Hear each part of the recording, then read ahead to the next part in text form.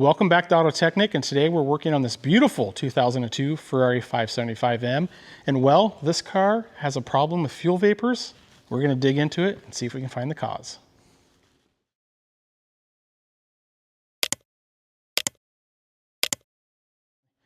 All right, so we're finally getting some 575 content here on the channel, and man, every time I talk about this car and I look at this car, I talk about how much I love the paint. This car is Blue Pozzi, and I absolutely love this color on the larger front engine V12 cars, 599s, 575s. Really, I haven't seen a larger car where I don't like this color on.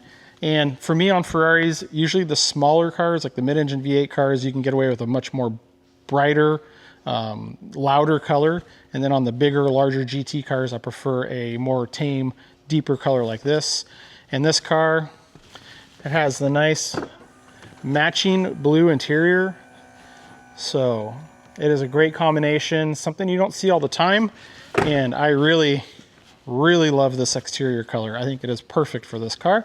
But let's talk about what we're doing to the car.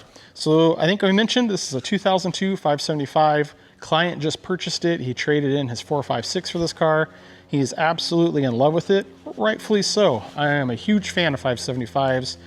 He brought it in for me to do a PPI, so I've looked over the car. We've done that PPI, but he also was complaining that the car really has a strong fuel odor or smell, especially when he parks it in his garage. And that was one of the things we actually talked about me looking at when the car came in, because there's a few common things that cause that problem. But also during the PPI, when I scanned the NCMs, I had a fault for a major evaporative emissions leak, meaning the NCMs in the car, or the engine computers, are detecting that there is a leak in the fuel system, and it's not setting a check engine light just yet, but it is storing and registering the fault. I already have previously gone through. You can see that I have access here to the fuel tank. I guess we'll talk about that. There is the carpeted cover that you need to remove right here, which is Velcroed onto this piece right here, which this is upside down. And then this is bolted on with a bunch of 6mm by 1.0 thread pitch bolts, or more commonly, a 10mm head bolt. And you take that panel off, and that gives you full access right here to, not full access, but access to your fuel tank. You can see I already have my smoke machine hooked up. What you don't see here is I have the wheel off and the wheel liners off, because our charcoal canister is there, and all of our hoses and lines are right there for the fuel tank. Now I'm gonna get you caught up with what I've already done to this car. I've already gone through and done a smoke test on the fuel system. So I figured when I saw those faults and I had the customers complain, I'm like, this is gonna be easy. We're gonna throw the smoke tester on there, fill the fuel system with smoke, and we're gonna find the leak right away. I kind of prodded around on it last week, did not find anything conclusive, which I thought was a little bit unusual, because if I have a fault stored and we have such a strong odor, this should be easy to find. Now I'm dropping you guys back here at the fuel tank. Common causes of this problem is a cracked fuel pump cylinder lid right here on either side. Although more so on the 456s and 550s than the 575s. These are a very updated version and a lot better, but that still can be the cause. But more so, these rollover valves right here. So there's a rollover valve right there. There's another rollover valve right there. But there's also a third rollover valve in the center of the fuel tank that's forward quite a bit. Now this fuel tank shape is not the same height all the way forward. It actually drops down quite a bit, where the fuel tank's only about that tall in the forward section. If I kind of shoot you guys through the back window, you can see how we have our partial shelf here, and then it drops down, and then we get to our luggage area. That's where the fuel tank gets shorter to fit under that area. I'm suspecting, based on what I did last week, that our forwardmost roller valve is the problem. Now I suspect that because the car came in with a completely full tank of gas. And when I smoke tested it, I told you there wasn't a glaring obvious issue with the smoke. I'm like, where's my leak? Where is it coming? This doesn't make sense. I'm like, well, if my fuel tank's full and all that fuel is up to the top level of that tank, to where that rollover valve is, my smoke isn't able to get there. Therefore, yes, I'm pressurizing the tank and doing the test, but we're not able to let that smoke get out because the fuel is blocking access to it. So what I did this morning is I got my fuel caddy here and I went and drained the tank. And I'll give you guys a tip. The quickest, cleanest, okay, wrong. The cleanest and easiest way to drain the fuel tank, not the quickest, is to come to the service port up here on the fuel rail, pull the Schrader valve out, hook a hose up, run it into your fuel tank or your fuel caddy here or your jug, whatever you have. Then go to your relays in your passenger footwell. There's 2 relays there for each pump, separate pumps, separate banks of the engine. You're gonna pull that relay out. I have a stabilized power supply on the car, so I'm not gonna drain the battery there. I take a jumper wire and I not arc over, but I pull the relay out and put it into the terminals where 30 and 87 are for the relay. Those are the 2 control sides for the fuel pump, which basically is just gonna turn the fuel pump on permanently without having the key in the ignition on. I can have the key off, it turns on the fuel pump, and I pumped all my fuel into the fuel caddy. I say it's not the quickest because it takes quite a while, but I have other things to do around the shop, so I'm able to get that going, walk around, work on other stuff. And now we have an empty fuel tank in the car, so therefore I can run my smoke test and it should give us the source of this leak. Now, there's a lot of other vapor lines, charcoal canisters, and potential failure points where this could be coming from, so it's not as straightforward as just the fuel tank, hence why the fender liner is out. I will mention also, interesting fact, the car does do a self-test. That's why we have that fault stored for the major evaporative emissions leak. I'll probably try to put the fault code that I actually had and the P code in the description of the video or down below. But the NCMs or the computers in the car will not run that test when the tank is empty or completely full. It has to basically be between 1/4 and 3/4 of a tank, essentially for like the same reason why. It needs that tank at that certain level so it can run an accurate test. So for testing reasons, when I had that full tank, that's the same thing.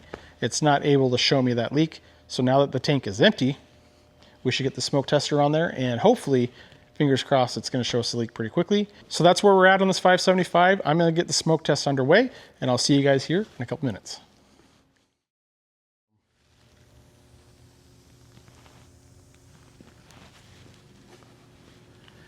All right, so I think I got it narrowed down to exactly what our cause is, but I wanted to bring you guys here right now while I'm running this test to kind of touch on a couple key things. Then we're going to jump. I'm going to show you what I found and then how I got to this point, and also a few things on how to actually verify what you're doing. For one, I just zoomed in and showed you guys the smoke machine is on. My red light here is indicating that I'm putting smoke into the system, and we can use our light, and our visual inspection is good. And I can tell you the area I was focusing on was actually right here in this area to our charcoal canister. We've done some things there and removed some things, but also we'll come back here to the trunk. And I always use my flashlight to see the smoke. And right now, I don't see smoke anywhere on the car, smoke free. So where I had it hooked up, right up on that vapor separator earlier, it was inconclusive. And that's the thing with these smoke tests, you have to move around to different areas because a lot of these things, based on the flow path, they have check valves in them, they're solenoids. It's not just a one and done deal. You can see that my smoke adapter is going in at the fuel tank, so I have an adhesive pad that fits onto the fuel filler neck, works really great. That's where I'm introducing smoke. And I've been here for a little bit. This is why I wanted to show you now. There's no visual smoke anywhere. And the test that we're doing is not just a visual test. The smoke machine, you can see that I'm using compressed air. Right here is actually a flow gauge, and this is telling me the leak size right here. So a 1 millimeter leak and a 0.5 millimeter leak. Now my fuel tank was empty, so it's going to take a long time for this to fill everything up with smoke and to pressurize it. But if you look, there is a small ball right there and it drops down. When you're setting faults for a DMTL system or a fuel tank leak, a 1 millimeter leak is considered a gross leak. Anything that's 0.5 and lower is considered a minor leak. There's 2 faults that the car will store. It will tell you if it's a gross leak or a minor leak. We had a gross leak. So, based on the operation or function of my ball, I don't need the smoke. We can turn the smoke off and continue to pressurize this, and that's monitoring the flow of the compressed air that's going into the system, and basically it's like a leak down gauge, measuring how much is leaking off, how much is continuing to flow in. Ideally, I'd want that buried all the way at the bottom, but considering I have half of the system disconnected and things plugged and capped, that is a good result. That's telling me that we were well below our 0.5 millimeter, which would be a minor leak, and we had faults for a gross leak. So that's a great sign because I have gone through and smoke tested the system. I isolated where my smoke was coming from. I isolated components, I tested them separately, and this is a way to verify the system now is completely sealed. So that means I have removed the problem from the car. I'm gonna get this all disconnected here real quick, and I'm gonna show you what I pulled off the car and how we got to this point. All right, so now that I have the smoke machine off, I'll show you our flow gauge here, and you can see that our ball is all the way at the bottom. I have the flow off, so if I get you guys in close, when I turn on the flow, you'll see my ball shoot right up to the top and come down. So that's exactly how that works. That ball only moves when we're flowing through the hose. So if there's a leak in the system, it has to continuously flow, therefore the ball stays up. Depending on what type of smoke test you have, you may have to go through and calibrate that gauge, depending on the air pressure and everything you put into it, to make sure that you're measuring the right type of leak. There's a lot of different systems out there, but that's the general basic function of it. Like I mentioned, let's get to, or talk about how I got to this point. We'll come back to the rear. I pulled off the fuel vapor line. I was putting vapor into that aluminum box. It was basically, in theory, going in reverse and through the rollover valves and through the tank. I was doing so, and I kept getting a lot of smoke out from that area in that corner, which is what I had before I drained everything out of the tank. I came back over here, and I already had access from the earlier diag, and I started just kind of looking around and seeing what we have. Now that you have some light, we have our charcoal canister right there, and then we have our fuel filler neck right there. There's a lot of lines, and you can see there's also a line right here that I have plugged. And what you don't see is there's also another valve that is this guy right here, and it was bolted right here and went up and plugged into the top of the charcoal canister. This right here had smoke emitting from this case. So this is the solenoid valve that opens and closes the system. When there's no power or no 12 volts going to the solenoid, this valve is open and it acts as a breather for the fuel tank and the charcoal canister. This is powered shut by the NCMs, the engine computers, that will close this valve. That seals the system off, and that's when the car will pressurize the fuel tank or read the fuel tank pressure, and that's how it detects if there's a leak in the system. There's a pressure sensor on top of the fuel tank. So I took this off and it was leaking outside the body, but guess what? There's no voltage to it, so it's not operational. I took this off the car. Rude and crude, I do it quite often. I can just blow through this into the hose. I can breathe in and out, no problem at all. I went to the bench. I applied 12 volts to the end of our solenoid and then tried that. I could hear everything click and shut.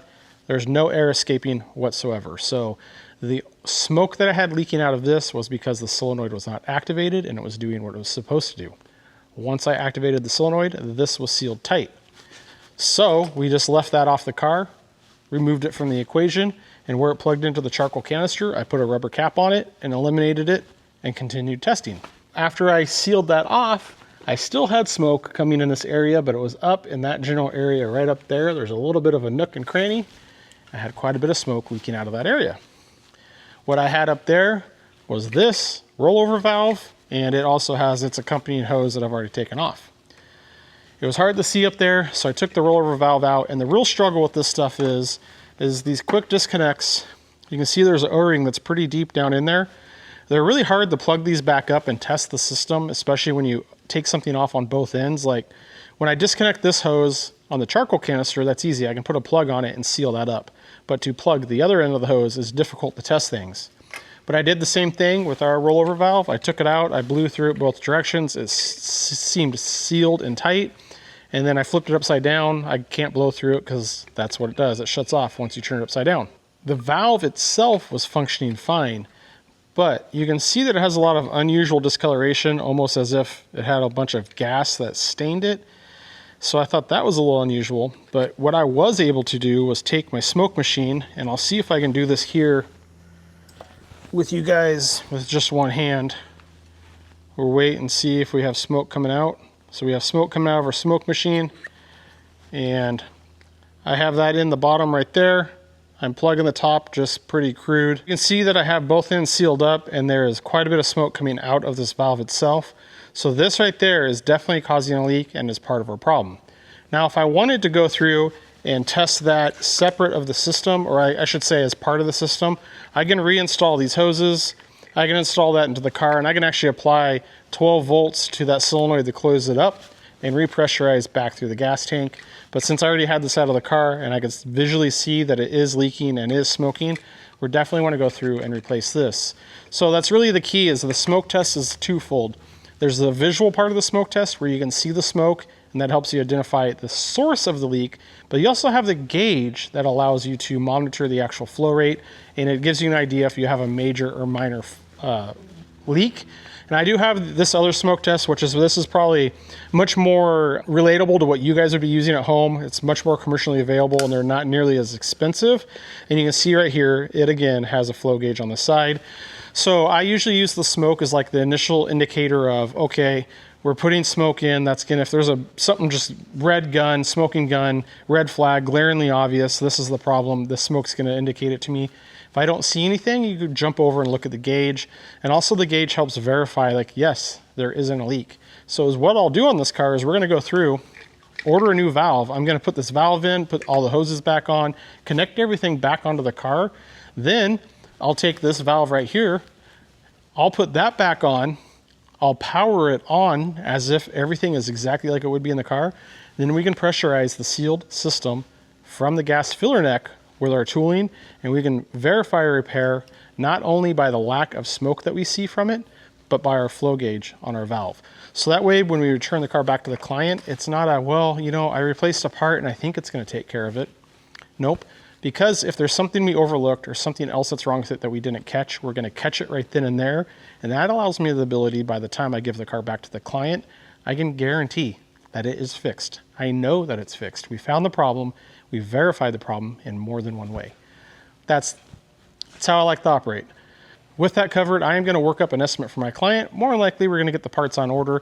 I think what I'd like to do here is once I have the new part, I'm gonna get everything installed, and I would like to run you guys through another test of the system, although with those components installed, and maybe we'll power up that solenoid valve to have that sealed shut, and I'll show you how we can confirm that everything is repaired and functioning the way it's supposed to.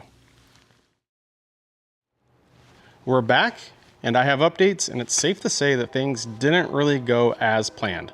So our new rollover valve came in. I was able to get it installed into the car. So it's tucked all the way up in there. And I will say that before I installed it, I did leak check it like we did the other one. I had no smoke coming out of it. So I was able to definitively confirm that the one we had was leaking, the new one did not. Installed that back into the car, and I went through and installed everything, all my lines and hoses, so I didn't have anything plugged off. So it's as complete of a system in its natural state as it can be. You can see that I put a pigtail here on our shutoff valve. That way I was able to apply my own 12 volts to it to shut the valve off. Then up here at the top, I was using my adapter, and that's where I was pressurizing the tank and inserting the smoke. Again, we're still on a completely empty system. Now for my flow gauge on my smoke tester, it was still sitting below the 0.5 millimeter leak, but it wasn't at 0. And I didn't really like that. It should have been at 0, but I was like, that's interesting. But really the bigger tale is when I was smoke testing it, I did not have any smoke coming out of the tank. Again, no smoke whatsoever. But the shop just started to have the strongest fuel odor throughout the entire shop as soon as I started pressurizing the tank. It was incredibly noticeable.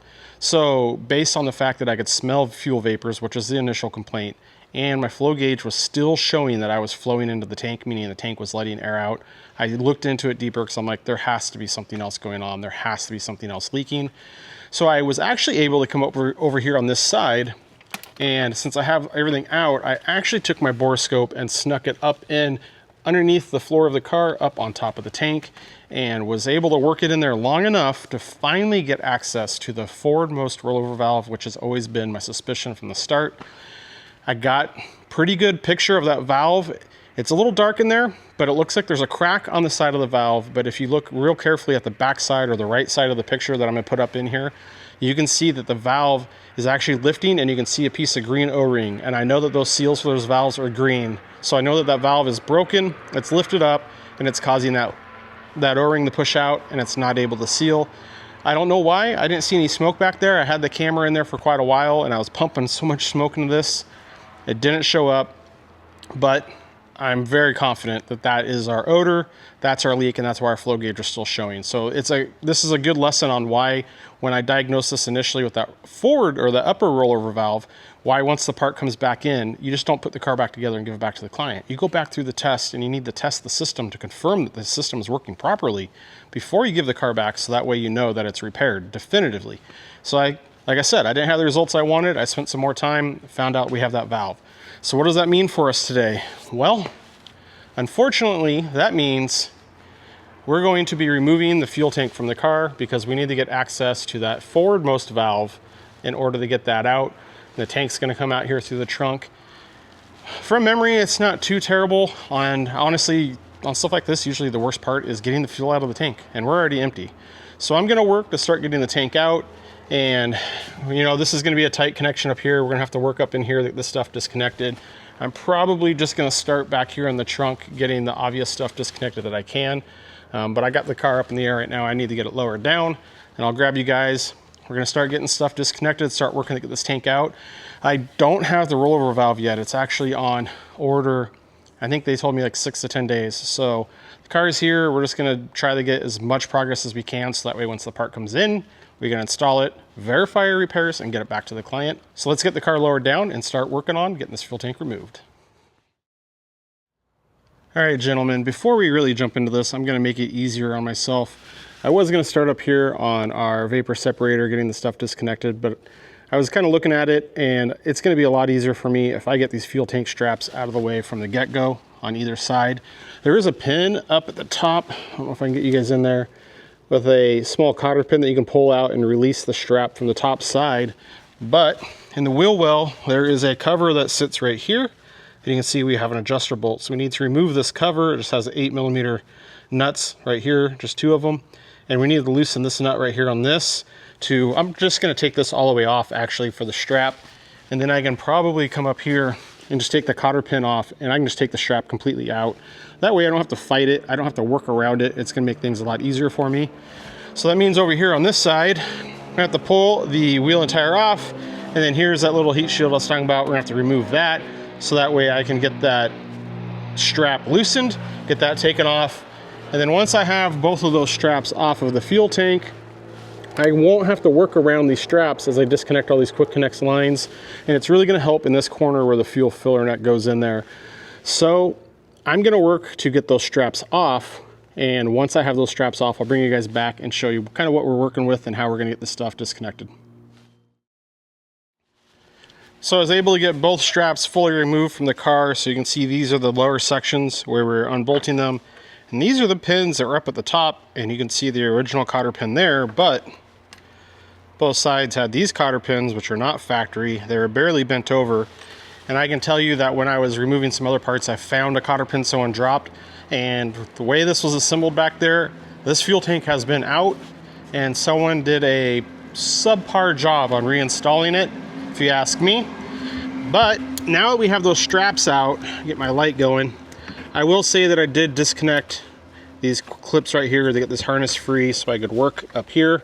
But you can now see that, you know, with this harness out of the way, I can work back here because we have these lines back here in the back that we're gonna have to get disconnected, not to mention the fuel filler and some lines up there. So we need to get that stuff done, but we obviously, let's take the low-hanging fruit first. So we're gonna disconnect our fuel pumps here, disconnect our fuel lines right here for a fuel pump. These are quick disconnects. Get those disconnected. We gotta pull these yellow tabs out right there to disconnect our electrical connectors here, like that. So that's pretty straightforward. Get that done one-handed, like that. So you can see once we get this stuff kind of done, we're gonna have to come back and route everything pretty when we're finished, but we're kind of just getting that routed where it's out of the way. And then these hoses here, you can just push them off. Quick disconnects to get those disconnected. I'll get all this stuff disconnected, undo these 10 mils right here, and try to get this vapor separator out. And like I mentioned, really just the low-hanging fruit. I'm gonna try to get as much disconnected as quickly as I can. Then once we get into the little bit more challenging pieces, we'll come back to it and I'll show you guys what we got. You can see that this hose right here is gonna stay on the tank because that is the rollover valve right there on either side. So we can disconnect it and then get this out of the way, but we're gonna have those hoses there to contend with. Really not a ton over here to work on. We just got our one fuel line and these 2 hoses here. Both of these lines are going to stay on the tank. This is the line for the rear rollover valve that we need to replace. So it's a matter of getting this off and freeing up access back here for the fuel filler and our charcoal canister connections. So I'm going to get that stuff taken care of and I'll bring you guys back here in a second. All right, so we got our vapor box out and I did end up removing this bracket that it was bolted to. So this sat right there. I removed this from the car so I could slide it out to get past these teeth. So just those 4 bolts right there. And then coming back around to the car, let's see what we're working with now. Quite a bit more space. You can see that we have, let's come over here. This is our main wire harness line, so we'll ignore that. And then this is our forward rollover valve line right here. Our rear rollover valve line right there. This wire harness went up here to our pressure sensor, so I can actually take that guy and pull that out of the way right there. I forgot to get our fuel line off right here off the pump. I'll take those off here in a second. I'll need to get that off. So that really leaves over here, again, this goes to our charcoal canister there. This is our forward rollover valve, so it stays with the tank. This hose stays with our pressure sensor. This hose right here goes to the rollover valve that we replaced. So I might disconnect it from that rollover valve and just kind of give it a little bit more play and flexibility if it's easy enough to get to. But this hose, we can actually just move this out of the way because it's nice and flexible for us. Tuck that out of the way. So we got our fuel hose here, which I forgot to grab. I was going to get those done. But we have a hose up here that we need to disconnect, and that's a quick disconnect. And then we have our fuel filler neck, which has an ear clamp that we're going to have to work in there, release that ear clamp, and get that rubber hose disconnected. Then we have this bracket with those 2, looks like 10mm nuts, and a ground wire right here. Put the camera in there. So we're going to get that disconnected. We're going to work that ear clamp. I'm going to try to save that clamp. I have replacements that we could put back on, but I always try to save them if I can. You can usually work a hook tool in that clamp right where you squeeze it, and you can stretch it back out a little bit and get that released. So we're going to get those all disconnected, get our fuel lines disconnected, and I think at that point the tank will be ready to come out, which, as you can see, not too bad, really, honestly. And hopefully, is what I'm hoping, is I don't have to remove it all the way from the car. I'm hoping I can pull it back just enough to get to that rollover valve, but we'll see. So let's get the rest of those items disconnected and continue on. Well, hell, I messed up. I thought I had the camera recording, and I was walking and talking to you guys through the process to remove the tank, and we actually popped it out pretty quick and easy. Set the camera down, thought I turned the camera off, got myself cleaned up, grabbed you guys back to start talking about the tank now that it's out. I realized that the camera was off when I pulled the tank out, and I turned it on while I was cleaning the trunk. Perfect. So, well, let me get you guys caught up on where we're at. I went and got our fuel filler neck disconnected like we talked about, loosening up that ear clamp. We got those bolts removed right here, and that hose right here that went to the charcoal canister up and out. And what I ended up doing is I ended up then sliding the fuel tank back. I was able to lift it up just with my hand and slide it back, and it was hitting the back of the trunk right here. And our rollover valve was still sitting right up just underneath this part of the body of the car, to where there was really no way I was going to be able to just service the tank or the rollover valve with the tank sitting right there. Now, I didn't really want to pull the tank out because a lot of times these tanks don't fit very well through the trunk opening. It's like an extremely tight fit, and you have to lift it up and kind of get it up out of here where it gets real wide. And you can see I have the trunk seal off also. That's how tight of a fit these tanks are. You have to remove that seal to get it out. And these seals, I don't know what Ferrari does with them, but you see all that white junk on the floor? They put in these seals, and it just makes a huge mess. And you can see, obviously, my hand is silver from our tank. But I was able to lift it out, and this one actually was really easy. It wasn't bad at all. It did not fight me, especially with just being me here. The fact that the tank is empty. I had it most of the way out with one hand in the trunk, and then I had to set the camera down to lift it out and get it out of the car completely. But there it is. There's your fuel tank for a 550, 575, pretty much the same. There is some big differences on a 575 as opposed to a 550, so the tank's going to be virtually the same, but our fuel pumps and pickups are very different. Where the 575, there's no rubber on the inside of the fuel tank, and a 550 has rubber that holds the fuel pump basket in position, and that rubber degrades. The fuel pump gets loose, rattles around. That rubber just breaks down, plugs your fuel filter, it goes in and messes up your fuel cinders, and it can plug your injectors, causes a lot of problems. So it's a big update on the 575s with that new style fuel pump. And I have retrofitted the key parts of the 575 fuel pumps into a 550. So I basically kept the cap and all of the stuff at the back of the tank for a 550 because they're different. And then retrofitted the fuel pump and fuel pump basket inside the tank because they're sitting vertical and the back caps are sitting horizontal. I retrofitted all that in and modified it. It came out really good. I did that years ago because at the time there wasn't any of those aftermarket solutions for better rubber baskets in the tank. I actually think we had no options for any of the rubber inside the tank, so I was forced to do that. But with all that being said, now that we have the tank out, it's pretty clear that this tank has been out or worked on before, and you can see that they replaced the easy forward rollover valves based on the color, but you can see they didn't address this one back here, and you can see where the O-ring's slipping out right there. That's what I saw with my borescope, and we can see that crack right there.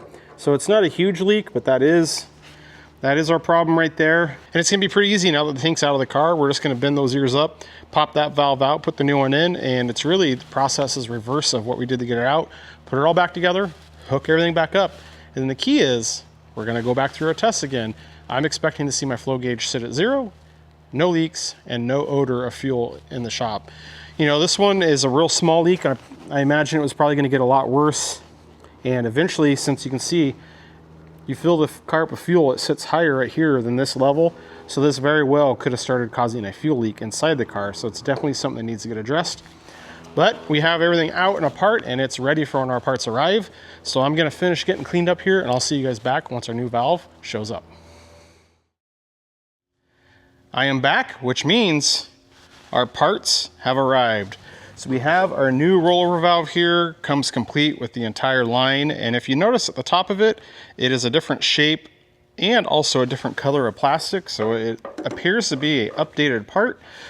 So we have that here. Obviously we got a fresh gasket here we're gonna install it with. Definitely not gonna reuse the old one. I'm gonna take a couple minutes, I'll pop that old valve out and get this new one installed. We'll be able to take a peek of that valve and that gasket once it's out. But this is really what we needed to allow us to continue the work to get this tank back in the car and everything buttoned up today and retest the tank, confirm that there is no leaks. All right, there you have it. Our new valve and seals installed. We got our ears folded over. Pretty simple install once you get the tank out of the car into this point. Really all of the work is involved with the tank. And we have the one that we removed, and you can see the gasket very clearly dislodged there, right up there. And I've not touched it or done anything with the gasket. And it's hard to say if that crack happened from the gasket being installed wrong or really the sequence of events there, but there's really two wrongs. We have the cracked valve and the damaged gasket. And it looks like there might be a couple cracks kind of coming up towards the neck there forming.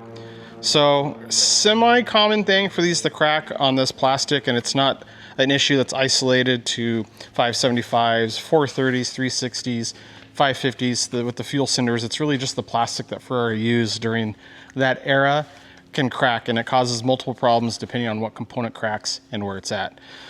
But we got this out, we got it replaced, we've done everything we need to do to the tank. So now the only thing left is to work to get the tank reinstalled back into the car.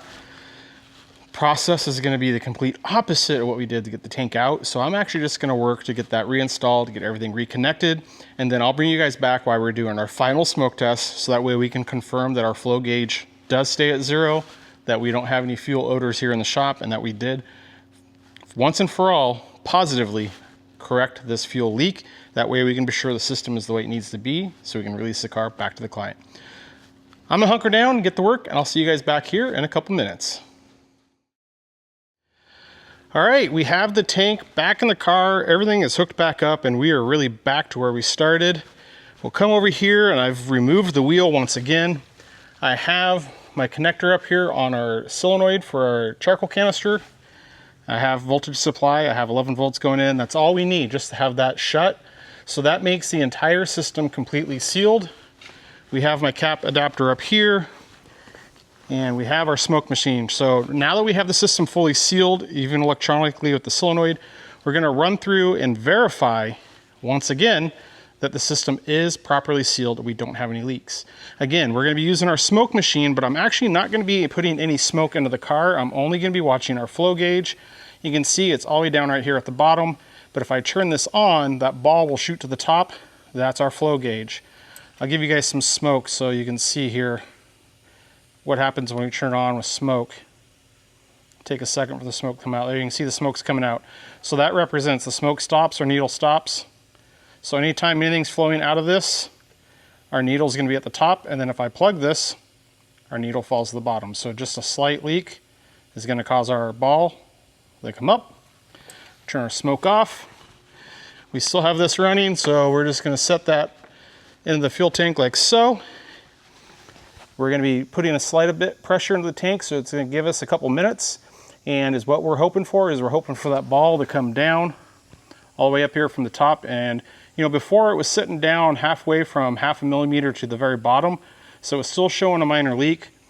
So this time we want that ball all the way down completely at the bottom, which is going to tell us that our entire tank fuel system is sealed completely tight, which is what we need. It's what we want. It's how it should operate. All right, so our ball's starting to drop. It's only been about 30, 45 seconds. It's starting to come down quite nicely as the tank starts to build pressure. Now, hopefully we're going to build enough pressure to seal it up, and the ball will go to the bottom. Getting close. We're just a little higher than where it was before we replaced that forward rollover valve.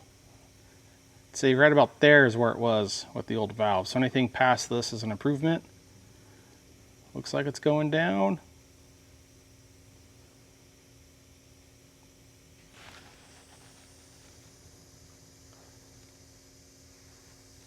Right there, and we can see the ball's all the way at the bottom, not moving at all, which is what we want. So that right there verifies, we can confirm for a fact, we know that we found the source of the problem, we have corrected it.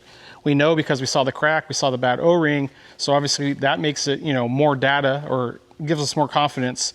But this right here is the ultimate tell. So if the client says, Nick, what's your confidence in the fact that we got this resolved? I can say 100%. I know that it's rectified. And that's one thing I see a lot of people do. They'll diagnose a car, find what they think the bad part is, replace it, but sometimes they don't go back and confirm that they actually did find the right part. Case in this point, we had that first rollover valve, which also was bad, fixed it, went to confirm that, but then still found that we still had a problem. So we actually had two bad components. If it wasn't as much time, I probably would throw that upper rollover valve in to see how much of a leak it would show up on here, but honestly, it's not worth my time and effort to do that. I know that it was bad. We smoke tested it outside of the car and it was leaking. So we have all the information we need though. Car's fixed, completely confirmed that. Now I'm free to just finalize all the reassembly, get everything buttoned back up, and we can get the car back to the client. Our 575 is all wrapped up, it is all cleaned up, and it is ready for the customer to pick the car up. So this video was a little bit of an impromptu video. I wasn't really planning on filming through the diag work on this car, but it turned out as I got into it that I was like, man, I need to pick the camera up, follow along the process, and just kind of show you guys how to go about diagnosing the evaporative emissions or the DMTL system. So we got this car all taken care of, and really the main takeaway on this video that I want you guys to kind of carry with yourselves is when you find a bad component on a car or something that you find that is bad, that doesn't mean the diagnosis is done. You need to go back and verify everything so that way you're sure that you got it taken care of, so that way I can definitively say, yes, this car is fixed. Case in point, the first rollover valve we found, yes, it was a problem, but as well was the second valve was a problem. Only was able to find that by continuing the test after I made my repair. With that, guys, I think our Blue Pozzi 575 is gonna head out today. But don't worry, because I am positive this car is going to be back here in a month or two for some very outstanding repairs. We'll borderline say modifications. It's going to be an awesome set of videos. You're not going to want to miss it. So stay tuned to the channel and keep your eye out for this car when it returns. As always, guys, I just want to say thank you very much for your support. I appreciate you guys for watching the channel. You guys know the drill. Be sure to like, share, subscribe, hit the hype button, share the video with a buddy, drop a comment below. As always, guys, thanks for watching, and we'll see you on the next one.